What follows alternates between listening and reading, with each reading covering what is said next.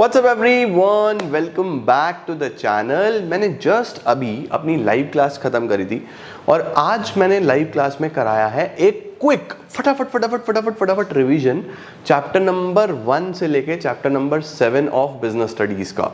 तो मैंने सोचा भाई हाफ ईयरली एग्जाम्स तो आपके भी आ रहे हैं, तो आप लोगों को भी ये रिवीजन वाला लेक्चर अपलोड करता हूं। तो इस क्लास में हम लोग ध्यान से करेंगे, है तो क्विक बट काम का बहुत है, तो लगभग 1 घंटे में आपका फुल रिवीजन हो जाएगा बिजनेस स्टडीज का चैप्टर 1 to 7। तो आइए जल्दी से शुरू करते हैं और हम कर लेते हैं एक बार पूरा बीएसटी का revision for half yearlies. Let's begin.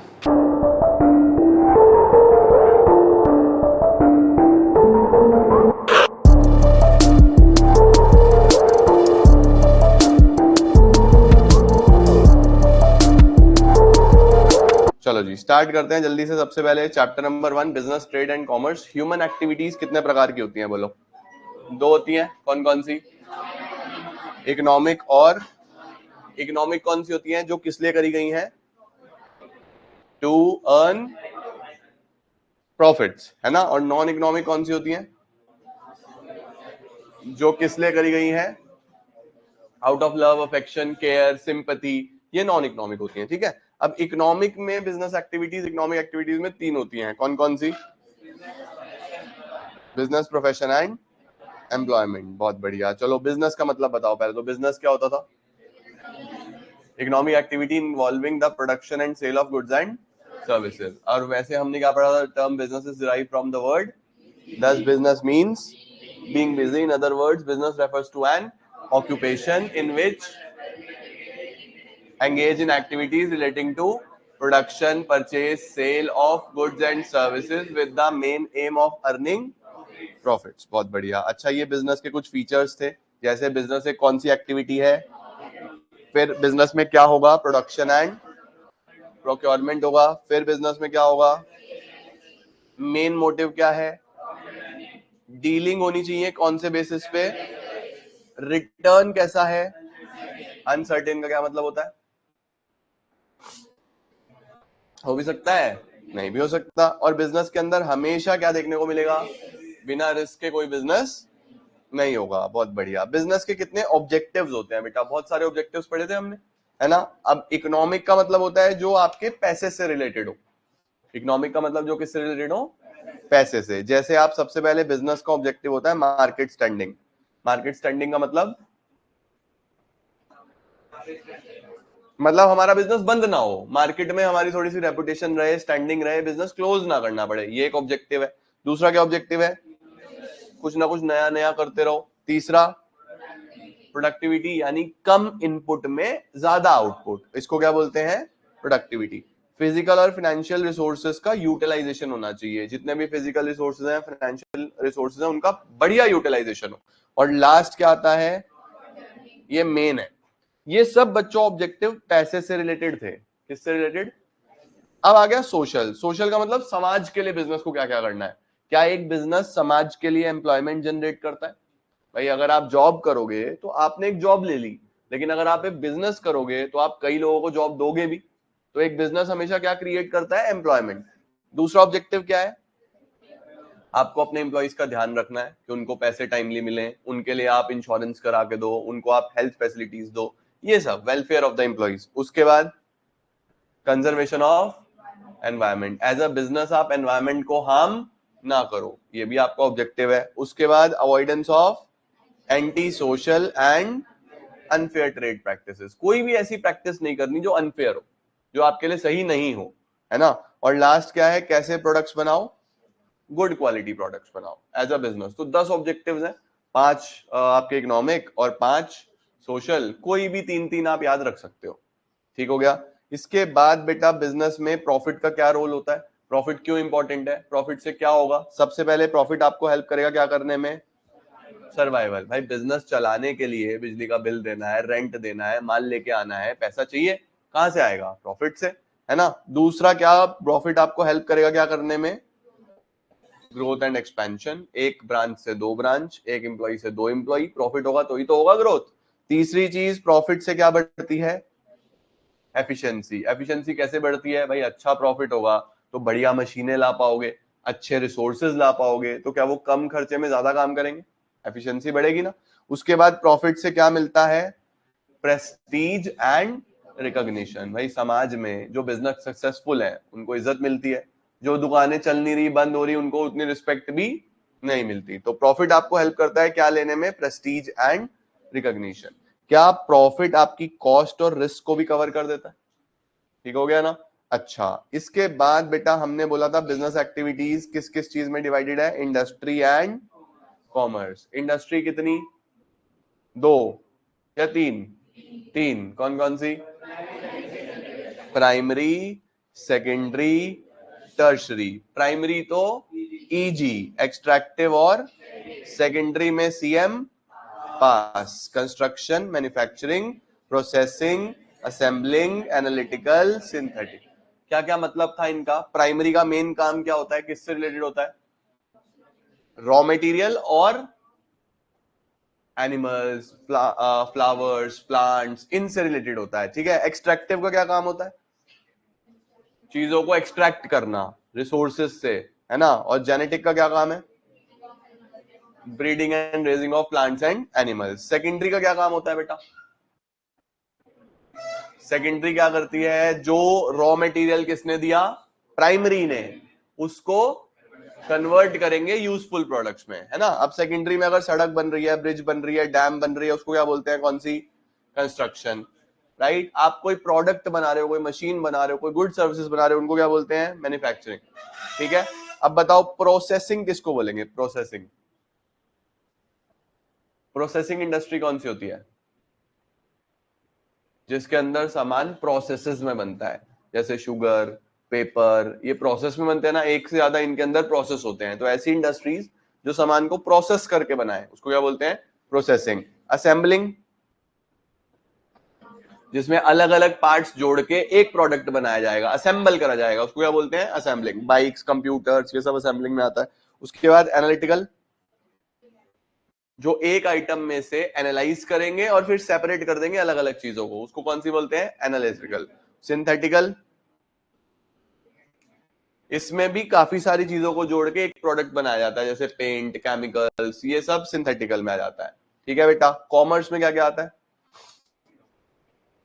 Trade and auxiliaries to trade, ठीक है। अब ट्रेड में क्या क्या, इंटरनल और, जो बिजनेस देश के अंदर अंदर होगा वो होगा इंटरनल, जो देश के बाहर भी होगा एक्सटर्नल। अब देश के अंदर इंटरनल में क्या क्या आता है, होलसेल और रिटेल। एक्सटर्नल में इंपोर्ट, एक्सपोर्ट, एंट्री पोर्ट। बाहर से मंगाया तो इंपोर्ट, बाहर बेचा तो, बाहर से मंगा के कहीं बाहर ही बेच दिया। ऑक्सिलरीज कितनी थी, कौन कौन सी, banking, insurance, transportation, warehousing, advertisement, ठीक हो गया।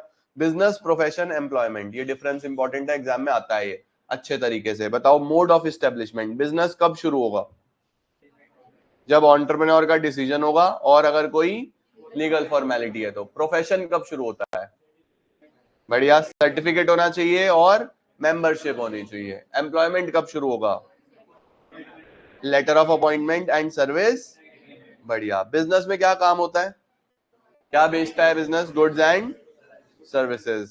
प्रोफेशनल का क्या काम है, पर्सनलाइज सर्विसेज, है ना। और एम्प्लॉयमेंट का डिपेंड्स ऑन द कॉन्ट्रैक्ट, जहां काम कर रहा हूं वहां देखूंगा। क्वालिफिकेशन बिजनेस में कैसी चाहिए, कोई मिनिमम नहीं है। प्रोफेशन में हाई क्वालिफिकेशन, ट्रेनिंग चाहिए, एक्सपर्टीज चाहिए। और एम्प्लॉयमेंट में वो डिपेंड करेगा एम्प्लॉयर के ऊपर, ठीक है बेटा। रिवॉर्ड क्या मिलेगा बिजनेस में, इधर इधर। कैपिटल किसमें सबसे ज्यादा, बिजनेस में, उससे कम प्रोफेशन में, और लगानी नहीं पड़ेगा। रिस्क बिजनेस में इधर इधर। प्रोफेशनल को थोड़ा बहुत रिस्क तो होता ही है ना बेटा। अब किसी डॉक्टर ने अपना क्लिनिक सेटअप करा, पैसा लगाया, चले ना चले, इतना तो रिस्क है ही ना। हाँ ये है कि वो भूखा तो नहीं मरेगा, डॉक्टर में लोग जाएंगे तो, लेकिन क्या सुपर हिट होगा, थोड़ा बहुत रिस्क तो है ना उसके साथ भी। तो इसके अंदर तो हाई रिस्क, इसमें थोड़ा सा रिस्क, इसके अंदर नो रिस्क। भाई आप जॉब पे चले गए, सरकारी नौकरी मिल गई तुमको, तो फिर क्या रिस्क है, सैलरी आनी आनी है, ठीक है या नहीं है। अच्छा, ट्रांसफर ऑफ इंटरेस्ट, क्या अगली जनरेशन को बिजनेस ट्रांसफर हो सकता है, हो सकता है। प्रोफेशन नहीं होगा। एम्प्लॉयमेंट नहीं होगा, ठीक है। उसके बाद कोड ऑफ कंडक्ट, क्या कोई रूल्स रेगुलेशन बिजनेस में है? नहीं। इधर है क्या प्रोफेशन में? है। हर प्रोफेशनल के कुछ कोड ऑफ कंडक्ट होते हैं, कुछ बिहेवियरल कंडक्ट होते हैं। जैसे टीचिंग भी एक प्रोफेशनल है ना, टीचिंग एक प्रोफेशन है, एक टीचर को प्रोफेशनल माना जाता है। अब आप एक टीचर से हमेशा एक बिहेवियर एक्सपेक्ट करोगे, भाई एक टीचर एक नोबल प्रोफेशन है तो उसको वो कैसे बात करेगा, क्या बोलेगा, वो एक सोसाइटी की एक्सपेक्टेशन है ना। आप टीचर को ये नहीं एक्सपेक्ट करोगे गाली गलौज करता होगा, ऐसी तैसी करता होगा, तो वो आप एक्सपेक्टेशन नहीं रखोगे एटलीस्ट, है ना, क्योंकि कुछ कोड ऑफ कंडक्ट है जो होंगे। यही कोड ऑफ कंडक्ट डॉक्टर्स के लिए, लॉयर्स के लिए, चार्टर्ड अकाउंटेंट्स के लिए, इंजीनियर्स के लिए बने हुए हैं भाई। सिंपल सी बात है। तो यहाँ पे कंपलसरी होता है क्या फॉलो करना? प्रोफेशनल कोड ऑफ कंडक्ट, कि आप प्रोफेशनल्स हो वैसे ही बिहेव करो, ठीक है। और एम्प्लॉयमेंट में जहां काम करोगे वो बताएंगे कि आपको कैसे बिहेव करना है, ठीक हो गया। चलो जी, इसके बाद इकोनॉमिक नॉन इकोनॉमिक का डिफरेंस है वो पता होना चाहिए, बाकी हमने मेनली देख ही लिया। चलो भाई, इंटरनल ट्रेड पता है, एक्सटर्नल पता है, रिटेल पता है, होलसेल पता है, एक्सपोर्ट पता है, इंपोर्ट पता है, और एंट्री पोर्ट भी पता है। फिर इंडस्ट्री क्या होती है? अच्छा, रिस्क जो है वो कितने प्रकार के होते हैं बिजनेस रिस्क? दो। रिस्क होता क्या है? पॉसिबिलिटी ऑफ इनएडिक्वेट प्रॉफिट और लॉसेस। भाई प्रॉफिट कम ज्यादा भी हो सकता है और लॉस भी हो सकता है, यही तो रिस्क है। कितने प्रकार के हैं? कौन कौन से? स्पेकुलेटिव, और स्पेकुलेटिव में क्या क्या आता है? प्रॉफिट और लॉस, ठीक है। प्रॉफिट भी हो सकता है, लॉस भी हो सकता है। जैसे फैशन चेंज हो गया तो आप ज्यादा भी कमा सकते हो और कम भी कमा सकते हो, है ना। तो प्रॉफिट भी होगा और लॉस भी होगा। प्योर में क्या होगा बच्चों? प्योर में या लॉस होगा या लॉस नहीं होगा। ये चीज क्लियर हो गई अच्छे तरीके से? बढ़िया, परफेक्ट।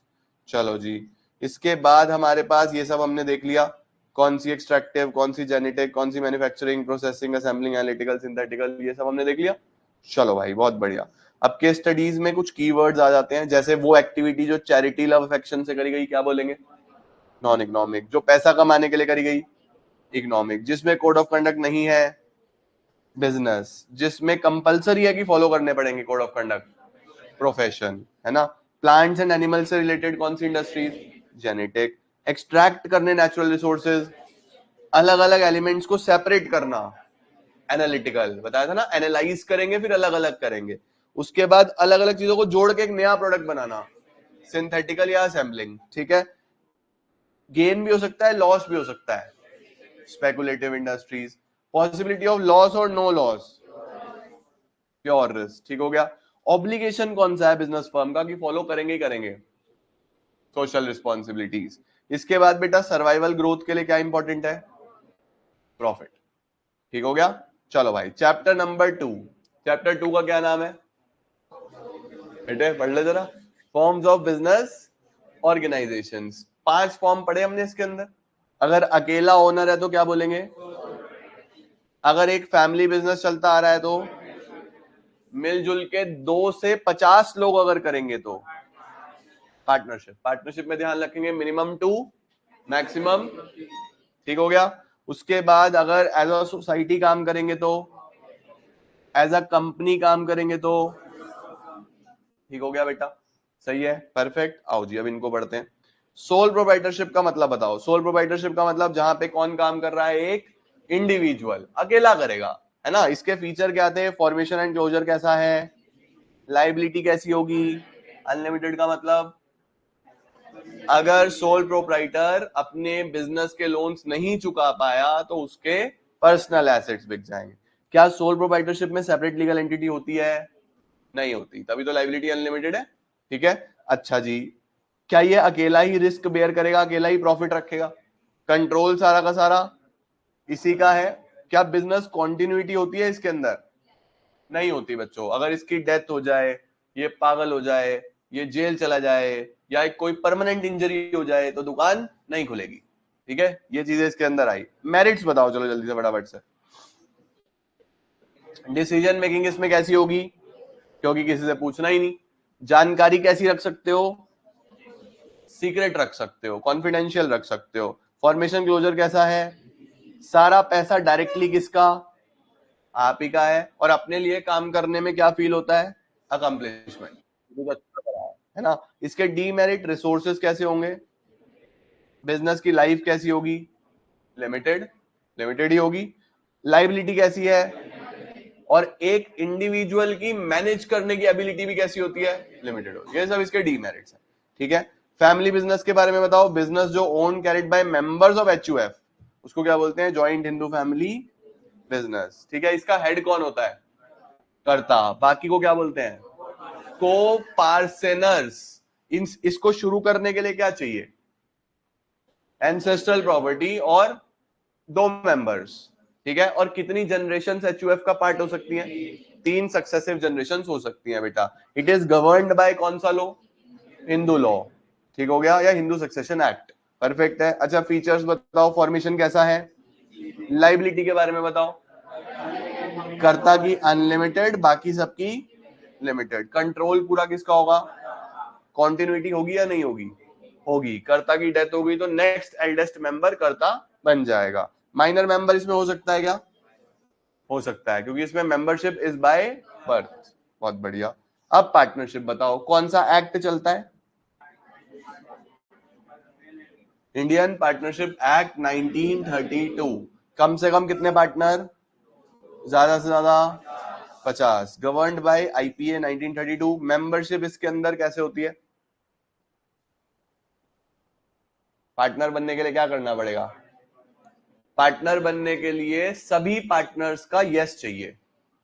सभी पार्टनर मतलब जैसे सपोज 48 पार्टनर्स हैं अभी, एक नया पार्टनर आना चाहता है, 47 बोल रहे हैं यस ले आओ, एक बोल रहा है ना जी, आएगा या नहीं आएगा, नहीं आएगा। बहुत सारे डिसीजंस मेजोरिटी से हो जाते हैं, लेकिन एडमिशन का नहीं होता। एडमिशन में क्या चाहिए, 100% कंसेंट, ठीक है, ओके। अच्छा पार्टनरशिप के पहले हम कुछ और चीजें भी देख लें। लाइबिलिटी कैसी होगी पार्टनर्स की, लिमिटेड या अनलिमिटेड, अनलिमिटेड। रिस्क कैसा होगा, शेयर्ड, मिलजुल के शेयर करेंगे। डिसीजन मेकिंग कैसी होगी, शेयर्ड होगी वो भी।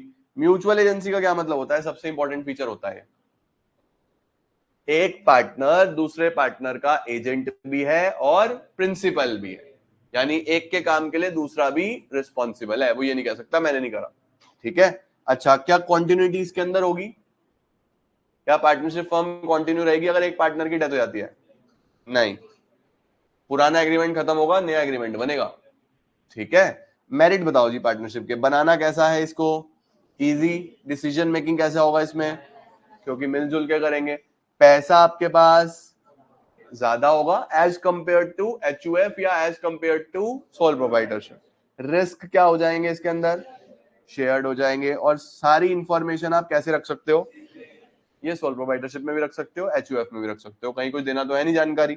इसके डीमेरिट, जितने ज्यादा लोग उतने ज्यादा कॉन्फ्लिक्ट, लड़ाई झगड़ा, ठीक है। उसके बाद कॉन्टिन्यूटी इसमें नहीं होती। लाइबिलिटी कैसी, अनलिमिटेड। और पब्लिक का इन लोगों में कॉन्फिडेंस नहीं होता, यानी अगर आप पब्लिक के पास पैसा लेने जाओगे तो पब्लिक को कॉन्फिडेंस नहीं है। क्यों नहीं है, क्योंकि पब्लिक को पता ही नहीं कि आप क्या कमा रहे हो क्या नहीं कमा रहे, आप इंफॉर्मेशन तो सीक्रेट रखते हो, है ना बेटा।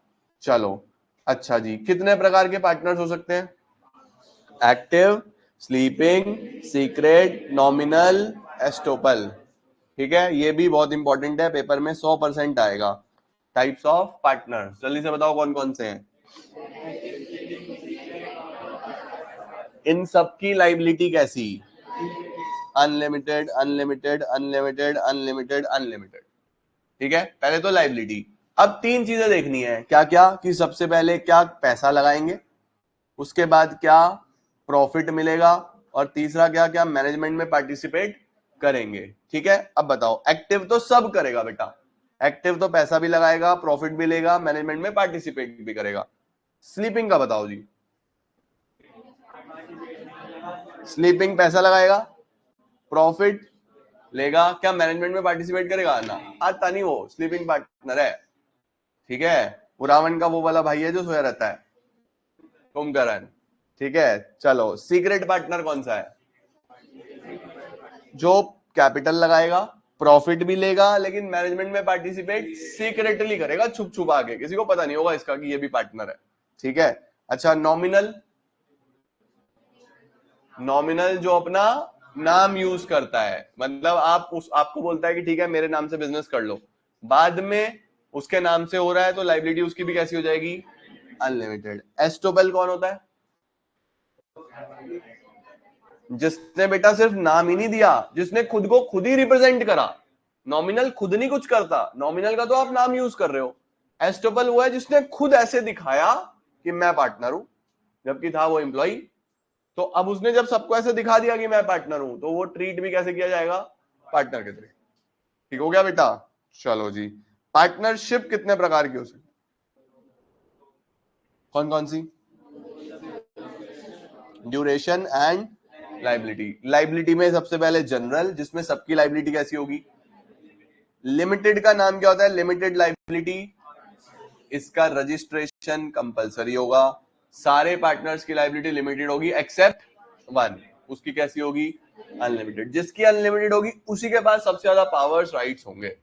ठीक है बेटा। इसके बाद पार्टनरशिप एट विल किसको बोलते हैं,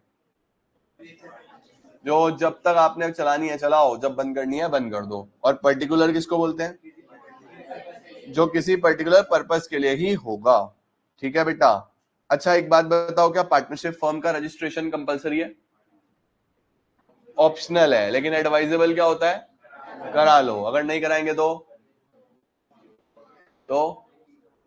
पार्टनर फर्म पे केस नहीं कर सकता, फर्म पार्टनर पे केस नहीं कर सकती, और फर्म थर्ड पार्टी पे केस नहीं कर सकती। ठीक है, ये याद रखना, कॉन्सिक्वेंसेज ऑफ नॉन रजिस्ट्रेशन। अच्छा, एक पार्टनरशिप की सारी डिटेल्स जहां पे लिखी होती है उसको क्या बोलते हैं, पार्टनरशिप डीड। जिसके अंदर सारी टर्म्स एंड कंडीशंस लिखी होंगी उसको पार्टनरशिप डीड बोलते हैं। पार्टनरशिप डीड में क्या क्या आएगा, name of partners, address, objective, profit कैसे बांटेंगे, सैलरी किसको कितनी मिलेगी, छुट्टी के क्या रूल्स होंगे, ये सब किसमें दिया होगा, पार्टनरशिप डीड में।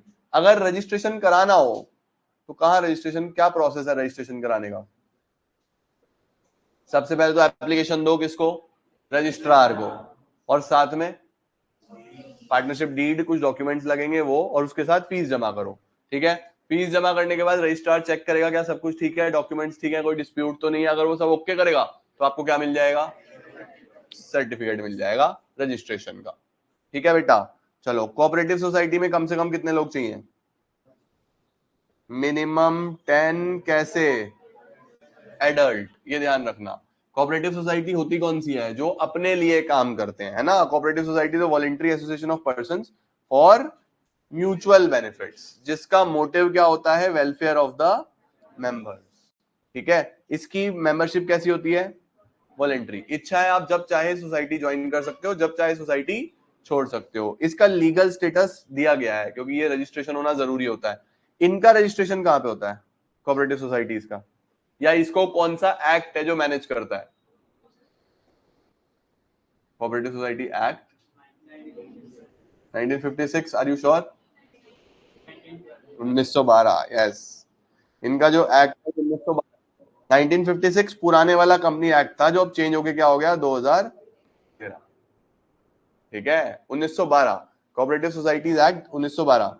अच्छा जी, लाइबिलिटी सबकी कैसी होगी, लिमिटेड, जितना जितना पैसा लगाया है। इसके अंदर सब कुछ कैसे कंट्रोल से होगा, डेमोक्रेटिक का मतलब होता है बेटा जितने भी डिसीजन होंगे वोटिंग से होंगे, डेमोक्रेसी के जैसे, जैसे भारत एक डेमोक्रेसी है ना। इनका मोटिव क्या है, सर्विस किसको देना, अपने मेंबर्स को, मेंबर्स ऑफ द सोसाइटी को। ठीक है बेटा। कितने प्रकार की कोऑपरेटिव सोसाइटीज हो सकती हैं, 6। कौन कौन सी, consumer, producer, marketing, farmer, credit. Society का मेन काम होता है मिडलमैन को हटाना, जो बीच में लोग हैं उनको हटाना। तो एज अ कंज्यूमर अगर आप सोसाइटी बनाते हो तो क्या बोलोगे, consumer cooperative society. As a producer बनाते हो तो प्रोड्यूसर, माल बेचने के लिए बनाते हो तो मार्केटिंग, किसान बनाते हैं तो फार्मर कोऑपरेटिव सोसाइटी। कुछ बच्चे बोलते हैं कि सर फार्मर भी तो प्रोड्यूसर ही है, फिर प्रोड्यूसर और फार्मर में क्या फर्क है, फार्मर सिर्फ फार्मिंग करेगा, प्रोड्यूसर में और भी प्रोड्यूसर्स आ सकते हैं जो किसी भी चीज का प्रोडक्शन कर रहे हो। ठीक है, ओके। सपोज टीचर्स ने बना दी एक सोसाइटी, तो वो भी तो प्रोडक्शन कर रहे हैं सर्विसेज का, तो कौन सी बनेगी, प्रोड्यूसर। ठीक हो गया बेटा। अच्छा, इसके बाद क्रेडिट का क्या काम है, उधार देना, पैसा देना, आपको लोन प्रोवाइड करना, ये क्रेडिट का काम है। और कोऑपरेटिव हाउसिंग का क्या काम है, हाउसेस देना। ठीक है, इसके क्या फायदे हैं सोसाइटीज के, फॉर्मेशन इजी, सब कुछ कैसे होता है, वोटिंग से होता है। लाइबिलिटी सबकी, ये इंपॉर्टेंट है, इसका एग्जिस्टेंस कैसा है, स्टेबल। मेंबर आए जाए, उसकी डेथ हो जाए, कुछ हो जाए, सोसाइटी को फर्क नहीं पड़ता। इसके ऑपरेशंस कैसे होते हैं, इकोनॉमिकल, सस्ते होते हैं, क्योंकि बल्क में करते हैं ना सारा काम, तो इकोनॉमी रहती है। और सरकार से भी इनको क्या मिलता है, सपोर्ट मिलता है, क्योंकि ये वेलफेयर कर रहे हैं कहीं ना कहीं। ठीक है, लिमिटेशंस क्या है इसके, रिसोर्सेज कैसे हैं, लिमिटेड। मैनेजमेंट में कई बार क्या देखने को मिलती है, इतना अच्छे से नहीं कर पाते क्योंकि फंड्स लिमिटेड है, वही लोग मिलजुल के कर रहे हैं बस, है ना। उसके बाद यहाँ पे क्या है, गवर्नमेंट का सपोर्ट तभी मिलेगा जब आप गवर्नमेंट को सब कुछ बताओगे कि हम ये काम कर रहे हैं, ऐसे कर रहे हैं, तो यहाँ पे सीक्रेसी आपको देखने को नहीं मिलती। ओपिनियंस में क्या डिफरेंस आ सकता है लोगों में, है ना। अच्छा, और सरकार का क्या रहता है, थोड़ा थोड़ा कंट्रोल। चलो कंपनी बताओ क्या है, कंपनी सबसे पहले कौन सा person, having a परपीचुअल, artificial person का क्या मतलब है, person created by law. Separate legal entity का क्या मतलब हुआ, बिजनेस अलग होगा, ऑनर अलग होगा। इसका मतलब कंपनी में ऑनर शेयर होल्डर होता है बच्चों। आप शेयर खरीदोगे तो आप भी ऑनर हो, लेकिन आपका कंपनी से कोई लेना थोड़ी ना है, आपका काम पैसा लगाने का है, आपने लगा दिया। तो कंपनी में ऑनर का काम पैसा लगाना है, कंपनी को चलाने का काम किसका है, मैनेजमेंट का, बोर्ड ऑफ डायरेक्टर्स। ठीक हो गया। अच्छा, परपीचुअल सक्सेशन का मतलब, मेंबर में come and go but the company में गो ऑन फॉरएवर। और कंपनी के सिग्नेचर को क्या बोलते हैं, क्या आज की डेट में कॉमन सील कंपलसरी है, नहीं, लेटेस्ट एक्ट में नहीं। ठीक है, पहले होता था, अभी नहीं है। अच्छा जी, फॉर्मेशन कैसा है इसका, क्या इसमें सेपरेट लीगल एंटिटी होगी, यस, ये भी हमने पढ़ लिया, ये भी हमने पढ़ लिया, ये भी हमने पढ़ लिया। कंट्रोल सारा किसका होगा, common seal is the signature, और रिस्क भी सब आपस में शेयर करेंगे। ठीक है बेटा, मेरिट्स बताओ जी कंपनी के। सबसे पहले लाइबिलिटी, जो कैसी होगी, लिमिटेड, लिमिटेड लाइबिलिटी होगी। अच्छा, लाइबिलिटी के बारे में बताओ, सोल प्रोप्राइटरशिप में कैसी लाइबिलिटी, अनलिमिटेड लाइबिलिटी। एचयूएफ में कर्ता की अनलिमिटेड, बाकी सबकी लिमिटेड। पार्टनरशिप में अनलिमिटेड एक्सेप्ट एलएलपी, जिसमें एक की अनलिमिटेड होगी, है ना। उसके बाद कोऑपरेटिव में लिमिटेड, कंपनी में भी लिमिटेड। बहुत बढ़िया। क्या ट्रांसफर ऑफ इंटरेस्ट पॉसिबल है कंपनी में, क्या आप अपना शेयर किसी और को बेच सकते हो, is it possible, yes. परपीचुअल existence होगा, कंपनी बंद नहीं होगी। और सबसे ज्यादा एक्सपेंशन कंपनीज का होता है, और सबसे प्रोफेशनल मैनेजमेंट भी आपको किसमें देखने को मिलेगा, कंपनीज में। लिमिटेशन बताओ बच्चों, कंपनी बनाना कैसा काम है, कॉम्प्लेक्स। क्या कंपनी अपने ऑपरेशंस को सीक्रेट रख सकती है, नहीं रख सकती, कंपनी को सब बताना पड़ता है पब्लिक को। उसके बाद कंपनी में एनवायरमेंट कैसा रहता है, मतलब इतने सारे लोग होते हैं, आपको पता ही नहीं कि अब रिलायंस है, सपोज रिलायंस में कोई लोग काम कर रहे हैं, तो क्या वो मुकेश अंबानी से मिले होंगे, पता ही नहीं भाई साहब, इतनी बड़ी कंपनी है।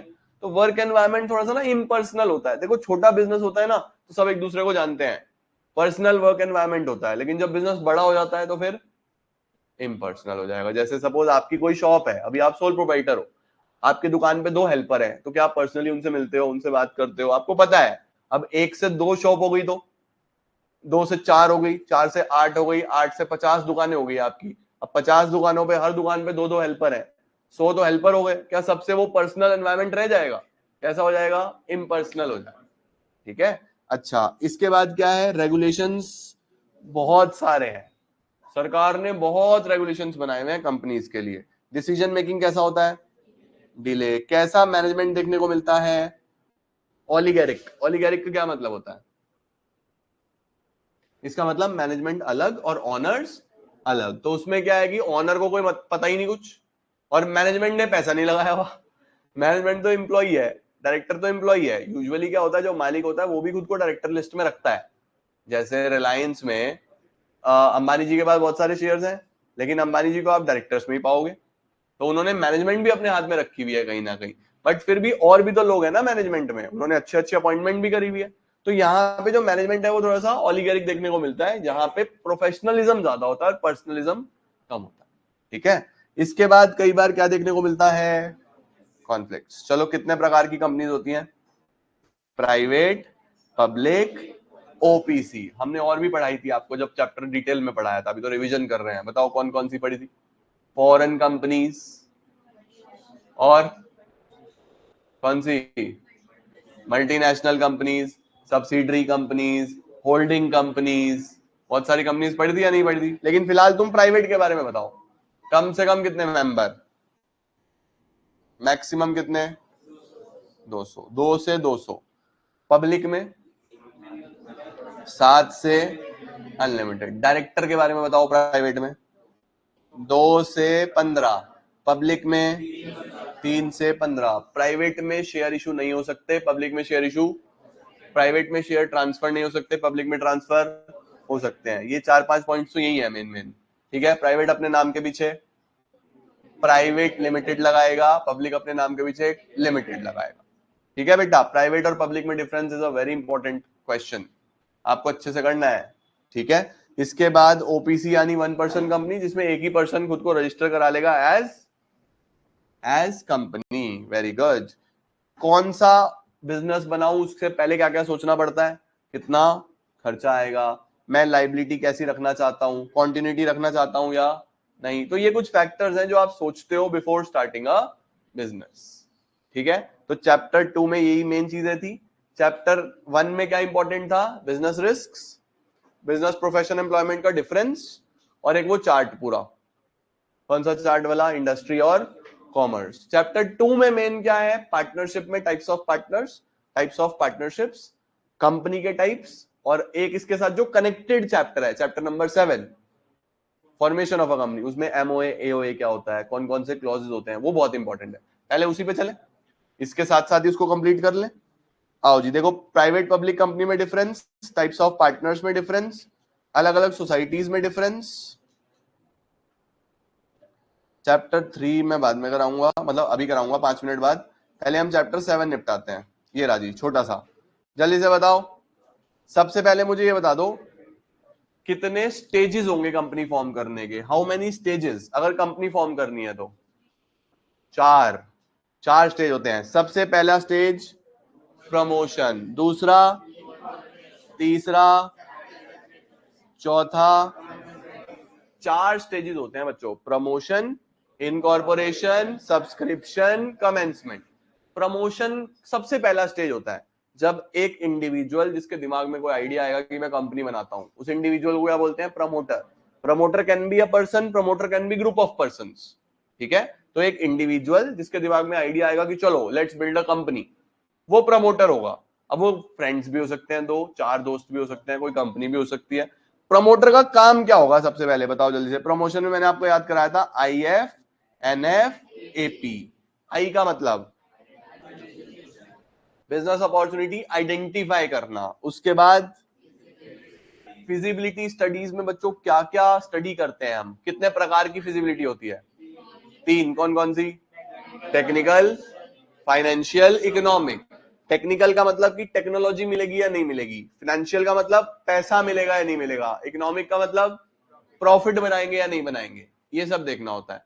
जब ये सब में बिजनेस पास हो जाता है, फिर हम क्या करते हैं? उसका नेम अप्रूवल के लिए डालते हैं, कि नाम अप्रूव कराते हैं कि ये नाम जो हम सोच रहे हैं किसी और का तो नहीं है, तो अप्रूव कराना पड़ता है ना। इसके बाद सिग्नेटरी किसको बोलते हैं? फर्स्ट डायरेक्टर्स को। जो फर्स्ट डायरेक्टर्स होंगे उनके सिग्नेचर कराओ। उसके बाद प्रोफेशनल्स को अपॉइंट करो, सीए, सीएस, बैंकर, सबको अपॉइंट करो अपने प्रोफेशनल्स को। उसके बाद प्रिपरेशन ऑफ नेसेसरी, कौन कौन से नेसेसरी डॉक्यूमेंट्स होते हैं बच्चों जो बनाने पड़ेंगे? लो जी, ये सारे डॉक्यूमेंट्स हैं। सबसे पहले एमओए, फिर एओए, फिर रिटर्न कंसेंट होना चाहिए डायरेक्टर्स का, वो लिखित में दें कि हम डायरेक्टर बनने के लिए तैयार हैं। अगर कोई भी एग्रीमेंट है तो वो। उसके बाद रजिस्ट्रेशन, रजिस्ट्रार का लेटर जिसमें उसने नेम अप्रूव करा हुआ हो कि लो जी ये नाम तुम रख सकते हो, वो भी लगेगा। उसके साथ साथ एक स्टैट्यूटरी डिक्लेरेशन। स्टैट्यूटरी डिक्लेरेशन का क्या मतलब होता है?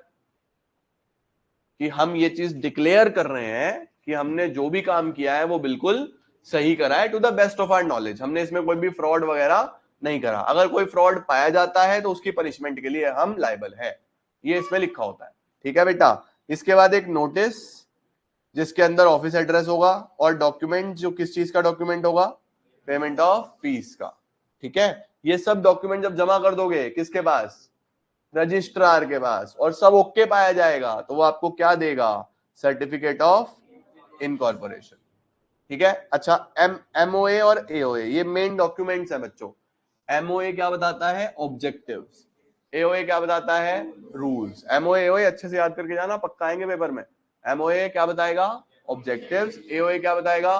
रूल्स। एमओए में कितने क्लॉज थे याद करो। जिस क्लॉज में पैसे के बारे में बताया गया उसको क्या बोलेंगे? Capital clause. उसको क्या बोलेंगे? Capital clause. जिस क्लॉज में कंपनी के नाम के बारे में बताया गया, नेम क्लॉज। जिस क्लॉज में कंपनी के रजिस्टर्ड ऑफिस के बारे में बताया गया, रजिस्टर्ड ऑफिस क्लोज। जिस क्लोज में लाइबिलिटी के बारे में बताया गया, जिस क्लोज में कंपनी क्या करेगी उसके बारे में बताया गया, ऑब्जेक्ट क्लॉज। ठीक है, तो ये 5 क्लॉज थे, name clause, registered office clause, object clause, liability clause और कैपिटल क्लॉज। ठीक हो गया बेटा, ये भूलने नहीं बिल्कुल भी क्लॉजेज आपको। ओके, अच्छा जी। एओए तो रूल्स होता है। अच्छा, कौन सा इंटरनल्स के लिए, कौन सा एक्सटर्नल्स के लिए? एमओए इज फॉर, पक्का? हाँ बिल्कुल सही। रूल्स इंटरनल होते हैं ना, रूल्स तो अंदर के लोग मानेंगे, भाई हमारे घर में 10 बजे के बाद एंट्री नहीं है, कोई बाहर वाला क्यों मानेगा?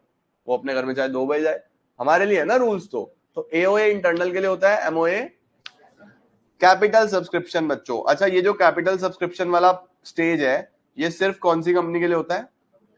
पब्लिक, क्योंकि प्राइवेट तो जनता से कैपिटल लेती नहीं ना, है ना। अब यहाँ पे क्या मेमोरी टेक्निक थी? स्पा माँ। लो जी, एस का क्या मतलब है जल्दी बताओ। सबसे पहले सेबी से अप्रूवल लो कि पैसा मिलेगा या नहीं मिलेगा। पी का मतलब प्रोस्पेक्टस बनाओ, उसके अंदर सारी डिटेल लिखो, वो प्रोस्पेक्टस आरओसी को जमा करो। ठीक है, उसके बाद किसका अपॉइंटमेंट करो? बैंकर, जिस बैंक में पैसा आएगा। ब्रोकर, जो आपके बिहाफ पे फॉर्मेलिटी पूरी करेगा। अंडरराइटर, जो आपके शेयर बिकवाएगा। ठीक है, उसके बाद मिनिमम सब्सक्रिप्शन कम से कम कितना आना चाहिए? 90%। एक नंबर का सवाल आता ही आता है, मिनिमम सब्सक्रिप्शन कितना होना चाहिए? 90%। इसका मतलब क्या है मिनिमम सब्सक्रिप्शन का? जितने शेयर पब्लिक में इशू करे उसके कितने परसेंट बिकने चाहिए? 90। 90 नहीं बिके तो सारा पैसा वापस। फिर एप्लीकेशन दो किसको? स्टॉक एक्सचेंज को, कि भैया हम शेयर इशू करना चाहते हैं, मतलब हमारे एप्लीकेशन, हमने शेयर इशू करे, मिनिमम सब्सक्रिप्शन हो गया, अब हमें बस शेयर अलॉट करने हैं। और लास्ट में क्या होगा? अलॉटमेंट का मतलब पब्लिक को शेयर्स दे दिए जाएंगे। ठीक है बेटा। अच्छा, अब लास्ट स्टेज क्या होता है, क्या शुरू करना? बिजनेस शुरू करना। ये तो सिंपल है, बस ये सब पूरा करने के बाद आप बिजनेस क्या कर सकते हो? कमेंस कर सकते हो। ये इसमें सबसे इंपॉर्टेंट टॉपिक है, difference between MOA and objective. कौन बताएगा? एओए क्या बताएगा? रूल्स। कौन सा मेन डॉक्यूमेंट, कौन सा subsidiary document? MOA main, AOA relationship. कौन सा आउटसाइडर, कौन सा इनसाइडर?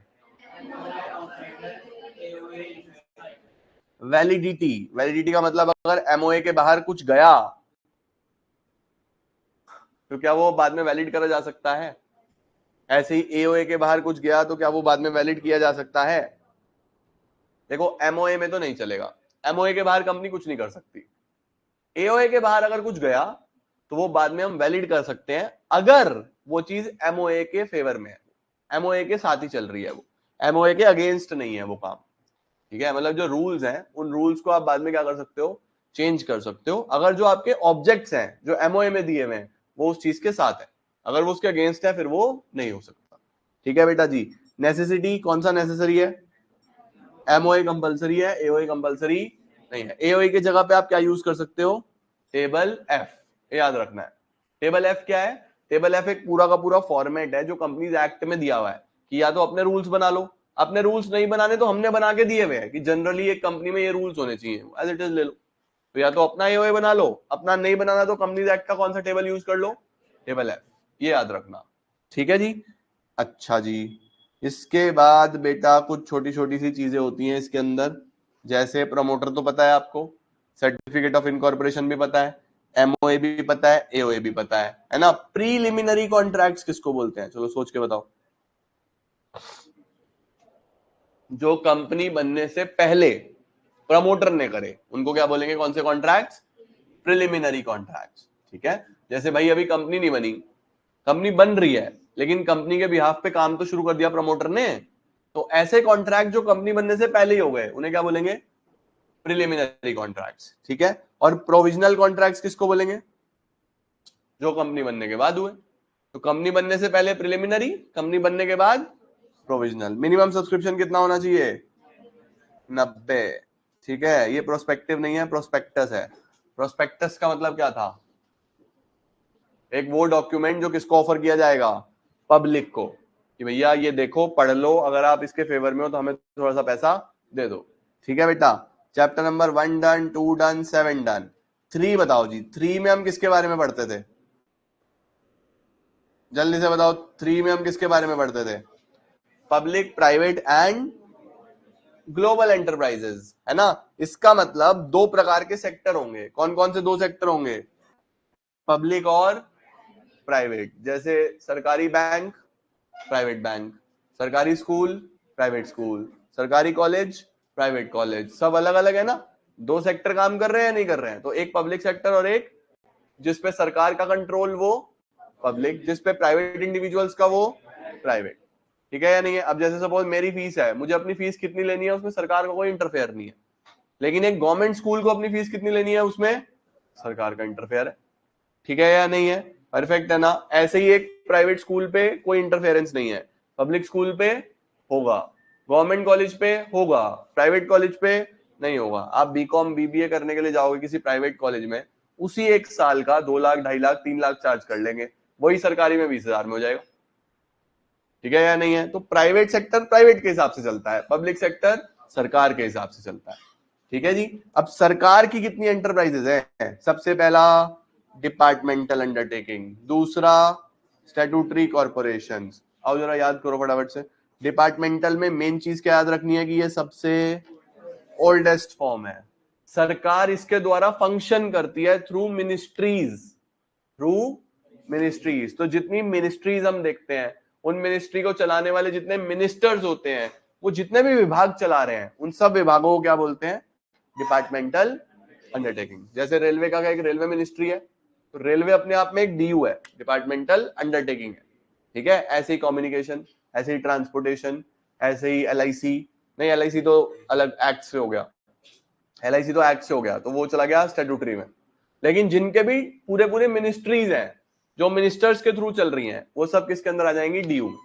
ठीक है, देखो इसके features, established as extension of a ministry. पैसा कहां से आता है और जाएगा भी कहां?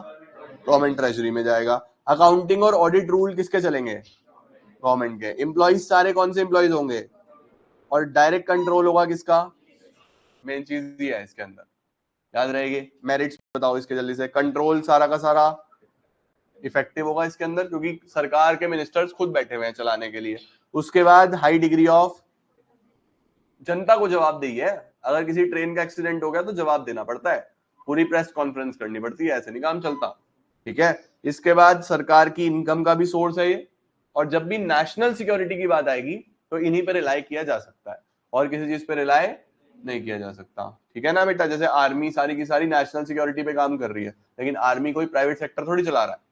कौन चला रहा है? आर्मी सरकार चला रही है। तो नेशनल सिक्योरिटी की बात आएगी तो हमेशा सरकार को ही आगे किया जाएगा। ठीक है बेटा। डीमेरिट्स बताओ। सबसे पहले इसके अंदर क्या नहीं होता? बस पुराने समय से जो चल रहा है वो चल रहा है, डिसीजन मेकिंग होते ही नहीं, धीरे धीरे धीरे धीरे चलता रहता है काम। इनको कोई एडवांटेज नहीं मिलता, किसका? बिजनेस अपॉर्चुनिटीज का। उसके बाद सबसे ज्यादा क्या देखने को मिलता है? What is red tapism? Delays. बस फाइलें पे फाइलें पड़ी रहती हैं, जैसे हमारे कोर्ट्स में पड़ी रहती है, तारीख पे तारीख मिलती रहती है, होता कुछ नहीं।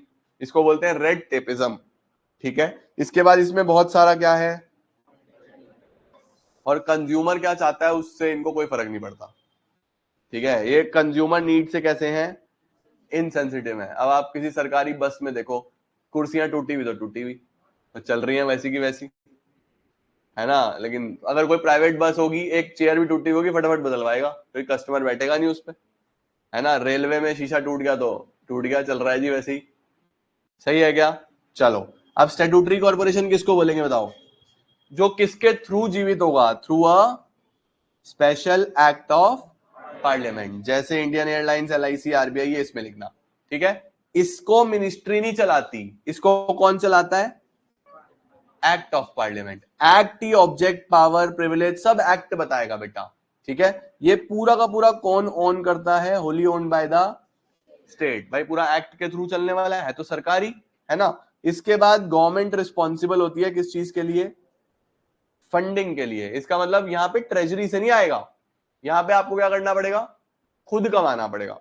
यहां पे आपको ट्रेजरी से नहीं मिलेगा, आपको खुद मेहनत करनी है, खुद कमाना है, खुद खर्चा करना है। ओके। इसके बाद सेपरेट लीगल एंटिटी होगा, इंडिपेंडेंटली फाइनेंस्ड होता है बेटा ये।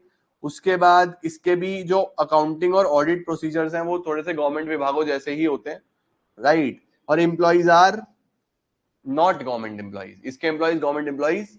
अब कोई LIC में काम करता है तो सरकारी नौकरी नहीं है उसकी, नौकरी प्राइवेट ही है, कॉन्ट्रैक्चुअल होते हैं, ठीक है। अच्छा जी, इसके मेरिट्स क्या है? इसके अंदर बहुत ज्यादा गवर्नमेंट रेगुलेशंस नहीं होते, गवर्नमेंट इसके अंदर इतना ज्यादा interfere, red tapism, bureaucracy comparatively DU से कम, कंपैरेटिवली होता है इसमें भी है लेकिन कंपैरेटिवली कम होता है। इसके बाद पब्लिक इंटरेस्ट ये लोग क्या करते हैं? प्रोटेक्ट करते हैं, जनता का ध्यान रखते हैं, ठीक है। अच्छा, लिमिटेशंस, रूल्स रेगुलेशंस बहुत ज्यादा होंगे, करप्शन यहां भी देखने को मिलेगा, गवर्नमेंट का इंटरफेरेंस भी देखने को मिलेगा, और उसके साथ साथ ये क्या कर्व करता है? फ्रीडम ऑफ कॉर्पोरेशन, मतलब ये कॉपरेट करके काम नहीं करना चाहते, इसमें बहुत ज्यादा फ्रीडम देखने को नहीं मिलती, ठीक है। अब बताओ सरकारी कंपनी कौन सी होगी, ये इंपॉर्टेंट है। गवर्नमेंट कंपनी कौन सी है बेटा जिसके अंदर कम से कम कितना % कैपिटल किसने लगाया है? सेंट्रल गवर्नमेंट या फिर स्टेट गवर्नमेंट या फिर दोनों? सेंट्रल गवर्नमेंट, स्टेट गवर्नमेंट या दोनों मिलजुल के। तो ऐसी कंपनी जिसके अंदर 50% से 51% से ज्यादा पैसा किसने लगाया? गवर्नमेंट ने, उसको हम गवर्नमेंट कंपनी बोलेंगे, ठीक है। एक लाइन और होती है इसके बाद, बताओ क्या होती है? And it includes a company which is,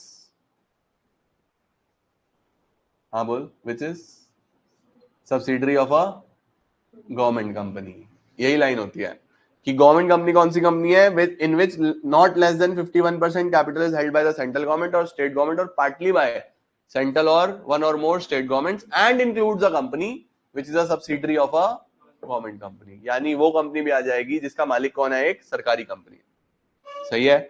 अच्छा बताओ जी, ये कैसे बनेगी? Created by the separate legal entity होगा, कम से कम कितना % शेयर गवर्नमेंट के होने चाहिए? शेयर्स किसके नाम से खरीदे जाते हैं? इंपॉर्टेंट पॉइंट, शेयर्स किसके नाम से खरीदे जाएंगे?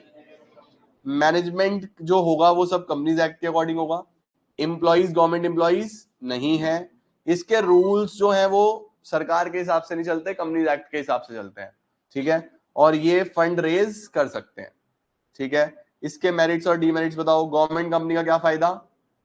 इजीली बन जाता है, सेपरेट लीगल एंटिटी होगी, फ्रीडम होगा, और लास्ट में अनहेल्दी बिजनेस प्रैक्टिसेस को खत्म करता है। डीमेरिट्स क्या होंगे इसके? मेन शेयर होल्डर कौन है? सरकार है, तो चलेगी भी किसकी? सरकार की चलेगी। उसके बाद ये अकाउंटेबल नहीं होते, पब्लिक को डायरेक्टली अकाउंटेबल नहीं होते, जैसे DU SC होता है ना, ये लोग नहीं होते, ठीक है। अच्छा जी, इसके बाद MNC का मतलब बताओ जल्दी से। MNC कौन सी होती है? जो एक से ज्यादा नेशन में काम करेगी, ऐसी कंपनी को क्या बोलेंगे? मल्टीनेशनल कंपनी, ठीक हो गया बेटा। इनके क्या फीचर हैं? सबसे ज्यादा इनके पास क्या होगा? पैसा। ये किन के साथ कोलैबोरेट करके चलते हैं? फॉरेन कंट्रीज के साथ। टेक्नोलॉजी कैसी होगी? इनोवेशन बहुत ज्यादा होगा, इनोवेटिव स्ट्रैटेजीज होंगी इनकी, एक्सपेंशन बहुत ज्यादा करेंगे, और कंट्रोल कैसा होता है? सेंट्रलाइज्ड, मतलब एक जगह से, हेड ऑफिस से होगा सारा का सारा कंट्रोल। ज्वाइंट वेंचर किसको बोलते हैं बोलो? जहां पे दो बिजनेस मिलके एक बिजनेस बनाते हैं उसको क्या बोलते हैं? Joint venture. दो तरीके के होते थे, कॉन्ट्रैक्चुअल और इक्विटी बेस्ड। बताओ क्या फर्क था दोनों में? पढ़ना लायकों का पेपर है 2 दिन बाद। कॉन्ट्रैक्चुअल और इक्विटी बेस्ड में क्या फर्क होता है? हिंट दे दूं थोड़ा सा, एक में नया ऑर्गेनाइजेशन बनेगा, एक में नया ऑर्गेनाइजेशन नहीं बनेगा। बताओ कौन सा, किसमें क्या था?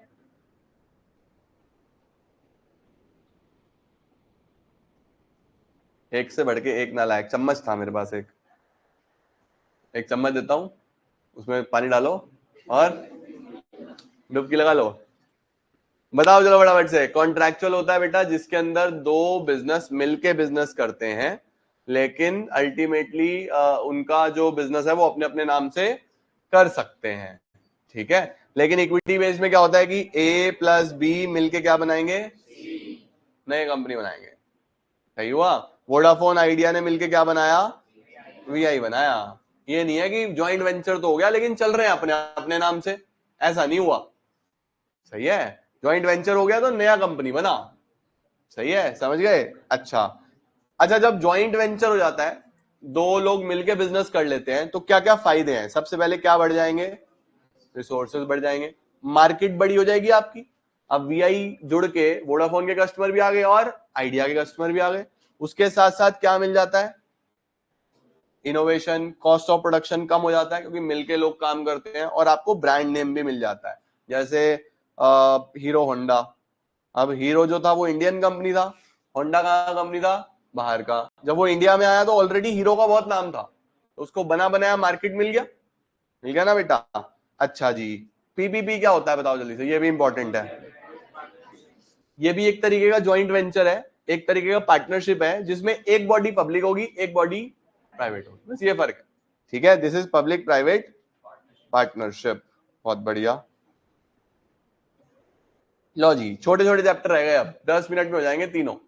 बताओ फटाफट से, सर्विसेज किसको बोलते हैं, टेंजिबल या इनटेंजिबल? अच्छा, सर्विसेज में हमने 5 आई पढ़े थे, बताओ कौन कौन से 5 आई हैं? मैं लिख देता हूं, इनकंसिस्टेंसी, इनसेपरेबिलिटी, इन्वेंट्री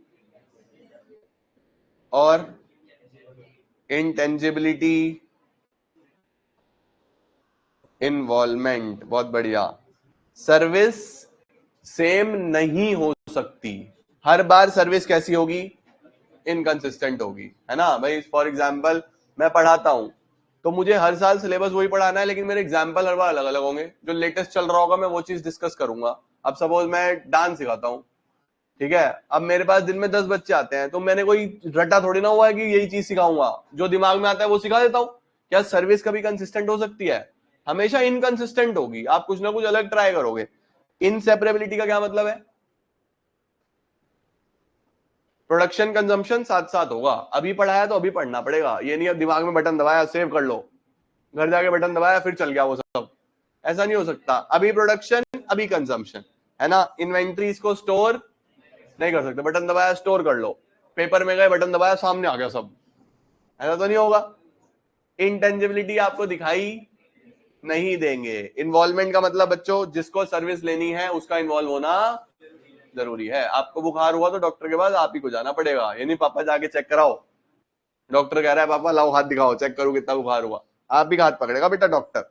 चलो, अब सर्विसेज में बेटा banking, insurance, transportation, warehousing और एडवर्टीजमेंट। लेकिन एग्जाम में क्या आएगा, 100% इंश्योरेंस आया हुआ है। मैं अभी तुम्हें बता रहा हूं, परसों तुम्हें मिलेगा ही मिलेगा, परसों पेपर है, मंडे को पेपर है, जब भी पेपर है हाफ ईयरली, इंश्योरेंस आएगा ही आएगा बढ़िया तरीके से।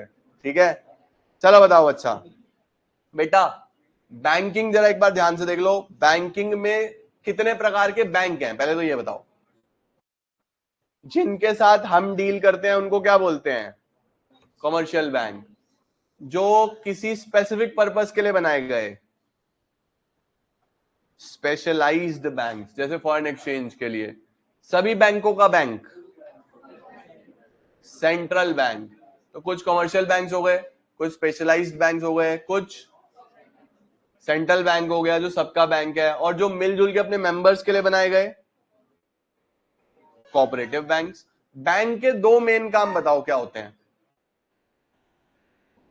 डिपॉजिट एक्सेप्ट करना और लोन प्रोवाइड करना, एक्सेप्टिंग डिपॉजिट्स, ग्रांटिंग लोन्स। तो बैंकिंग में मेन दो चीजें होती हैं बच्चों, accepting deposits and for the purpose of lending. कितने तरीके के अकाउंट हो सकते हैं बताओ? हाउस होल्ड का अकाउंट कौन सा होता है, बिजनेसमैन का, जिसमें आप हर महीने पैसा सेव करते हो, आरडी, रेकरिंग, है ना, जिसमें आप एक ही बार फिक्स टाइम के लिए जमा कर देते हो, एफडी। ठीक है, और दो अकाउंट का कॉम्बिनेशन, मल्टीपल ऑप्शन। ठीक है, ये इंपॉर्टेंट है बच्चों, बैंक की सर्विसेज स्पेशली ये दो। बैंक की कौन कौन सी सर्विसेज हैं? सबसे पहले बैंक ड्राफ्ट, दूसरा बैंक चेक। और ड्राफ्ट में फर्क बताओ भाई। यस, ड्राफ्ट कभी भी बाउंस, चेक बाउंस हो सकता है। ड्राफ्ट बैंक जाके बनेगा, चेक आप अपने पास से कभी भी दे सकते हो, ठीक है। अच्छा, आरटीजीएस एनईएफटी में क्या फर्क होता है दीक्षित जी? आरटीजीएस एनईएफटी में क्या फर्क होता है, सुना कभी? फुल फॉर्म, फुल फॉर्म बता चलो। अच्छा, एनईएफटी इज, लिखा हुआ है यार, पढ़ ले, नेशनल इलेक्ट्रॉनिक फंड। आरटीजीएस देखो नाम में ही है, रियल टाइम का मतलब अभी बटन दबाया इमीडिएटली सामने वाले खाते में पैसा, ठीक है। अब आप बोलोगे मैं यूपीआई कर लूंगा, आरटीजीएस की क्या जरूरत है? क्या यूपीआई में 50 लाख अभी डालने डल जाएंगे आपके फोन से? क्यों, यूपीआई कर लो, बटन दबाओ, 50 लाख बचा दो। 1 करोड़ डालने हो, नहीं डालेंगे? क्या यूपीआई की लिमिट है एक दिन में 40,000, पता नहीं मुझे अभी कितनी लिमिट चल रही है, लेकिन क्या उस लिमिट, शायद 1 लाख रुपए की लिमिट चल रही है अभी, लेकिन क्या उससे ऊपर नहीं पॉसिबल? नहीं ना। तो अगर उससे ऊपर आपको पैसा ट्रांसफर करना है तो फिर क्या करना पड़ेगा? आरटीजीएस, ठीक है। और एनईएफटी क्या होता है? एनईएफटी भी यही होता है कि आप बैंक जाओ, बैंक को बोलो पैसा ट्रांसफर कर दो, लेकिन एनईएफटी में इमीडिएटली नहीं होता। एनईएफटी में थोड़ा टाइम लगता है कि आपने अपने किसी रिलेटिव को 50,000 रुपए भेजने हैं, यूपीआई आपका चलता नहीं, आपने उसको एनईएफटी कर दी, तो बैंक क्या करेगा, सुबह 9 बजे से लेकर शाम को 4 बजे तक जितनी भी एनईएफटी आई होगी, शाम को 5 बजे सारी क्लियर कर देगा एक साथ। तो आपने पैसा देने के लिए इंस्ट्रक्ट करा सुबह 9 बजे, पैसा कितने बजे पहुंचा? 5 बजे। ये एनईएफटी का काम है। आरटीजीएस होता है रियल टाइम, हाथों हाथ, क्विक, ठीक है। आरटीजीएस के चार्जेस भी ज्यादा होते हैं, एनईएफटी के चार्जेस कम होते हैं। आरटीजीएस कम से कम कितने का होगा? नहीं नहीं, 50 लाख नहीं, 2 लाख रुपए से, ठीक है। कहां से शुरू होगा? 2 लाख रुपए से, याद रहेगी बेटा जी। चलो, अब मुझे फटाफट से बताओ, ट्रांसपोर्टेशन, ये इतनी इंपॉर्टेंट सर्विस नहीं है। ट्रांसपोर्टेशन का काम ही क्या है? माल को प्लेस ऑफ प्रोडक्शन से प्लेस ऑफ कंजम्पशन पे लेके जाना, ठीक है बेटा, ओके। अच्छा, इंश्योरेंस में बेटा प्रिंसिपल सबसे इंपॉर्टेंट है। अच्छा, इंश्योरेंस में पहले मुझे ये बताओ, पॉलिसी किसको बोलते हैं, प्रीमियम किसको बोलते हैं, इंश्योरर किसको बोलते हैं, इंश्योर्ड किसको बोलते हैं? देखो, जो इन दोनों के बीच में कॉन्ट्रैक्ट है उसको क्या बोलेंगे? पॉलिसी, है ना। इस पॉलिसी को चलाने के लिए जिसने इंश्योरेंस कराया उसको एक पेमेंट करना पड़ेगा, उसको क्या बोलेंगे? प्रीमियम। जिसका इंश्योरेंस हुआ उसको क्या बोलेंगे? जिसने करा उसको क्या बोलेंगे? इंश्योरर, ठीक है। तो इंश्योरर वो कंपनी है जो इंश्योरेंस करती है, जिसका इंश्योरेंस हुआ वो इंश्योर्ड, जो इन दोनों के बीच में कॉन्ट्रैक्ट है वो पॉलिसी, जिसके बदले में जो पैसे देगा वो प्रीमियम। कितने प्रिंसिपल्स थे? सबसे पहला, मैं जो भी कहूंगा सच कहूंगा, सच के सिवा कुछ नहीं कहूंगा। इंश्योरेबल इंटरेस्ट का मतलब, इंश्योरेंस का पैसा उसी को मिलेगा जिसका उसमें इंटरेस्ट है, किसी अड़ोसी पड़ोसी को वो पैसा। कंट्रीब्यूशन का मतलब, अगर आपने मिलजुल के 2-3 इंश्योरेंस ले लिए तो पैसा तो उतना ही मिलेगा जितने का लॉस हुआ है, वो मिलजुल के दे देंगे, आप चालाक ज्यादा बने लेकिन हुआ कुछ नहीं उससे, ठीक है। इंडेमनिटी का क्या मतलब होता है? वापस से उसी पोजीशन में लाना जिसमें आप लॉस से पहले थे। इंडेमनिटी किसमें नहीं होता? लाइफ इंश्योरेंस में। कॉजा प्रॉक्सिमा या प्रॉक्सिमेट कॉज किसको बोलते हैं? मेन कॉज का इंश्योरेंस मिलेगा, दूसरे कॉज का इंश्योरेंस नहीं मिलेगा। भाई दुकान में आग लगी और साथ साथ चोरी भी हो गई, तो जो मेन कॉज होगा उसका इंश्योरेंस मिलेगा, ठीक है। सबरोगेशन का क्या मतलब होता है? वो तो मिटिगेशन होता है। सबरोगेशन का मतलब होता है कि फॉर एग्जाम्पल आपका जो भी चीज का इंश्योरेंस था, कंपनी ने आपको इंश्योरेंस दे दिया ना, तो वो जो डैमेज सामान है उस पर आपका कोई अधिकार, आप उससे कोई प्रॉफिट नहीं बना सकते, वो अब किसका हो गया? कंपनी का हो गया, ठीक है। और मिटिगेशन का क्या मतलब होता है? लॉस को मिनिमाइज करने की कोशिश करो। अगर आप मिनिमाइज नहीं करोगे तो फिर वहां पे आपको पूरा पैसा नहीं मिलेगा। कितने प्रकार के इंश्योरेंस हो सकते हैं? लाइफ और जनरल। जनरल में फायर, मैराइन, हेल्थ, ठीक है। लाइफ में जीवन के साथ भी, जीवन के, आग वाला, पानी वाला, मैराइन। मैराइन में 3 चीजें थी, बताओ? शिप और हल, कार्गो, फ्रेट। फ्रेट मतलब किराए का इंश्योरेंस, शिप मतलब शिप का, कार्गो मतलब सामान का, ठीक है। हेल्थ में बेटा आपके सारे हेल्थ इंश्योरेंस आ जाते हैं, सही है। अच्छा जी, इसमें लाइफ, फायर, मैराइन का डिफरेंस इंपॉर्टेंट है। बाकी कुछ छोटी छोटी सर्विसेज हैं बेटा, ये आपको सिर्फ रीड करनी है, इतनी इंपॉर्टेंट नहीं है। पोस्टल और टेलीकॉम, ठीक है, ये तो सिर्फ रीड करनी है। आओ जी, ये लो बेटा, फोकस करेंगे। चैप्टर का नाम क्या है? Emerging modes of business. Emerging का मतलब जो आजकल बिजनेस चलते हैं, जो बिजनेस आजकल चलते हैं। आजकल चलने वाले बिजनेस को क्या बोलते हैं? ई बिजनेस। ठीक है, जब भी कोई बिजनेस इंटरनेट के थ्रू हो रहा होगा उसको क्या बोलेंगे? ई बिजनेस। ठीक है बेटा, अब ये जो ई बिजनेस है, मुझे बताओ, ई बिजनेस एक बड़ा कॉन्सेप्ट है या ई कॉमर्स एक बड़ा कॉन्सेप्ट है? बताओ बेटा, बिजनेस एक बड़ा कॉन्सेप्ट है या कॉमर्स एक बड़ा कॉन्सेप्ट है? कॉमर्स एक बड़ा कॉन्सेप्ट है, तुम नालायक हो तुम। बिजनेस एक बड़ा कॉन्सेप्ट है बेटा, बी से बिजनेस, बी से बड़ा। ठीक है, देखो, हम बिल्कुल शुरू में पढ़ते थे बिजनेस एक्टिविटीज, उसके अंदर इंडस्ट्री भी आ गया, उसके अंदर कॉमर्स भी आ गया। बिजनेस के अंदर आता है ना इंडस्ट्री और कॉमर्स, समझे? तो बिजनेस ही बड़ा कॉन्सेप्ट है, भूल मत जाना। ओके, बी से बिजनेस, बी से बड़ा कॉन्सेप्ट। ठीक है, चलो। अच्छा, क्या फायदे हैं ई बिजनेस करने के? इंटरनेट के फायदे क्या हैं? क्यों कर रहे हैं लोग इंटरनेट पे? सबसे पहले फॉर्म करना इजी है, कम पैसे में बिजनेस बन जाता है, कोई दुकान नहीं लेनी, कोई माल नहीं भरना। वैसे कितना खर्चा होता है? अब वेबसाइट पे तो सीधा सीधा फोटो लगा दो, बस बिजनेस शुरू हो गया। ऑर्डर आए उधर से मंगाओ, सामने भेज दो, कोई दुकान पे माल दिखाने की जरूरत ही नहीं है। ठीक है या नहीं? अब तुम फ्लिपकार्ट पे देखते हो कि भाई ये प्रोडक्ट है, ये तुम्हें कोई पता है सेलर के पास रखा है वो? तुम्हें क्या पता? क्या पता जैसे ही तुम ऑर्डर करो सामने वाला खरीदे और तुम्हें भेज दे। और वैसे ऑफलाइन में दुकान भरेगा वो पहले अपनी दुकान पे, जो होगा वो दिखेगा, नहीं तो दिखेगा ही नहीं। तो कम पैसे में और आसानी से बन जाता है कौन सा बिजनेस? ये बिजनेस। कन्वीनियंट है क्या? जब चाहे जिस टाइम चाहे, आपकी दुकान 24 घंटे खुली है, आप सो रहे हो, कस्टमर ने ऑर्डर भी डाल दिया सुबह 2 बजे, मजा आ गए। लेकिन ऑफलाइन दुकान है तो 8-9 बजे बंद करके घर जाओगे, कस्टमर कल ही आएगा, रात को मन करा तो वो ऑनलाइन ले लेगा, ऑफलाइन नहीं लेगा। ठीक है, अच्छा, हाई स्पीड, बहुत क्विक होता है, एकदम बटन दबाओ फटाफट पहुंच जाएगा, है ना? जैसे सपोज तुम कोई इंपॉर्टेंट मैसेज भेजना चाहते हो किसी को, उसमें शायद देर लग जाए, उसमें शायद देर लग जाए। अब सपोज ये चिंटू है, ठीक है, इसने दो दोस्त बनाई हुई, एक ए और एक सी। अब वो मैसेज भेजना था ए को, गलती से किस पे चला गया? सी को। वो कितना ही बटन दबाने की कोशिश कर ले कि रुक जा, रुकेगा नहीं, इमीडिएटली चला जाएगा। और टाइम की बात है कि सी पढ़ भी लेगा उसको फटाफट, वैसे चाहे ना पढ़े वो, समझ रहे? चलो, अच्छा। अच्छा बेटा, ऑनलाइन बिजनेस का सबसे बड़ा फायदा, आप कहां तक जा सकते हो? ग्लोबल जा सकते हो। और ऑनलाइन में हम किसकी तरफ जा रहे हैं? कैसी सोसाइटी? पेपर बचा रहे हैं हम। ठीक है, इस चैप्टर का सबसे इंपॉर्टेंट क्वेश्चन ये है बेटा, स्कोप।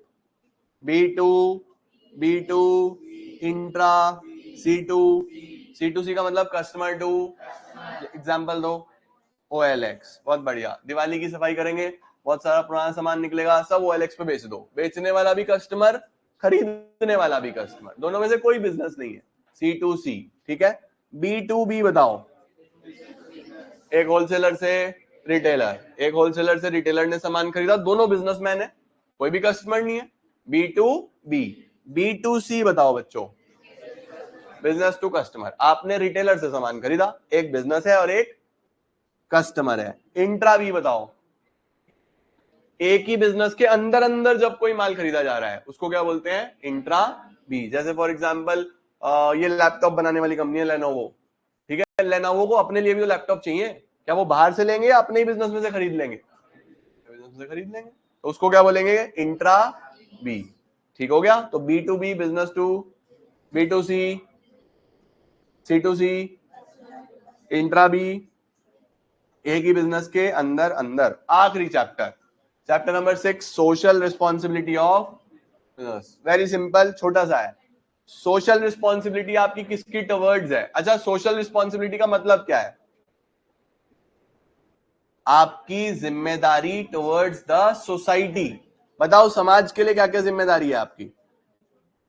बताओ जल्दी से, सोसाइटी के लिए क्या करना है एक बिजनेस को? एम्प्लॉयमेंट क्रिएट करे, अच्छा प्रोडक्ट बनाए, रीजनेबल प्राइस चार्ज करे, और फेक एडवर्टीजमेंट, गलत एडवर्टीजमेंट, मिसलीडिंग एडवर्टीजमेंट ना करे, और अपने एम्प्लॉइज को एक अच्छी वर्किंग कंडीशंस दे। तो ये सब सोसाइटी के लिए हमें करना है, पेड़ लगाएं, पॉल्यूशन ना करें, ये सब किसके लिए करना है? समाज के लिए। ठीक है, लो जी, आर्ग्यूमेंट्स बताओ बच्चों, ये इंपॉर्टेंट है। हमें सोशल रिस्पॉन्सिबिलिटी को फॉलो क्यों करना पड़ता है? क्यों करना है सोशल रिस्पॉन्सिबिलिटी को फॉलो? अगर आप एग्जिस्ट करना चाहते हो और ग्रो करना चाहते हो, है ना, तो आपको सोशल रिस्पॉन्सिबिलिटी फुलफिल करनी पड़ेगी।